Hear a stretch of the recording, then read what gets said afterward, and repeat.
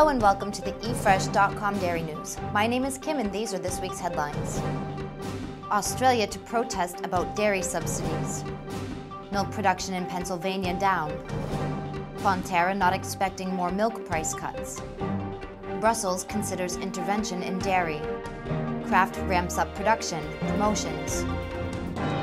Federal Trade Minister Simon Crean says he'll raise Australia's concerns about export dairy subsidies with the European Union when he meets with European representatives next week. He says the subsidies are bad for Australia, but we must expect more protectionism if the global economic crisis does not end. Mr. Crean thinks it's the inviolable consequences of country insecurity, believing security relies on protecting jobs. The fallacy in the argument is that protecting jobs is reverting to protectionism, and that's a flawed argument. Mr. Crean has also criticized the NSW government's Buy Australia policy. He says he's already had queries from the EU and US about the move.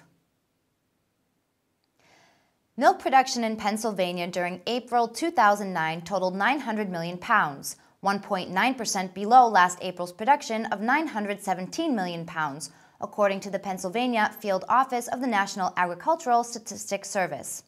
The number of milk cows in the state during the month averaged 549,000, down 1,000 from March 2009, but unchanged from April 2008. Production per cow averaged 1,640 pounds in April, 30 pounds less than March's production per cow of 1,670 pounds, and 30 pounds per cow less than April 2008. New Zealand's Fonterra said it is committed to its Wagga Wagga dairy factory and does not expect to further cut returns to local milk suppliers. A Ladysmith farmer says the company is paying 42% less on average for milk for the year starting in July, and that is going to be unsustainable. Fonterra's National Milk Services manager said prices are being cut by about 20%. Farmers think the prices for the year mean returns will be below the cost of production. Fonterra has told farmers they will get 3 months' notice of any further cuts to milk prices, but that is not expected to happen. Emergency legislation to facilitate the continuation of intervention for dairy products beyond the traditional cutoff date in August is to be introduced by the EU Commission. It is understood the groundbreaking move is one of several measures that are being considered by Brussels officials to support the embattled dairy industry. A proposal to allow national governments to support their dairy sectors is also likely to be tabled for consideration at the EU Farm Ministers meeting. Up to now, the Commission had insisted that it had no legal grounds on which to seek an extension of intervention. However, the introduction of emergency legislation will enable Brussels to act. It is expected that the aid to private storage scheme may also be extended. Any move on the extension of the intervention will be welcomed by Irish officials.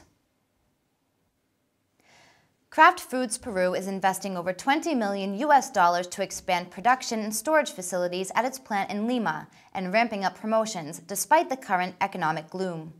Peru is the key to Kraft's presence in Latin America, says the general manager of Kraft Foods Peru.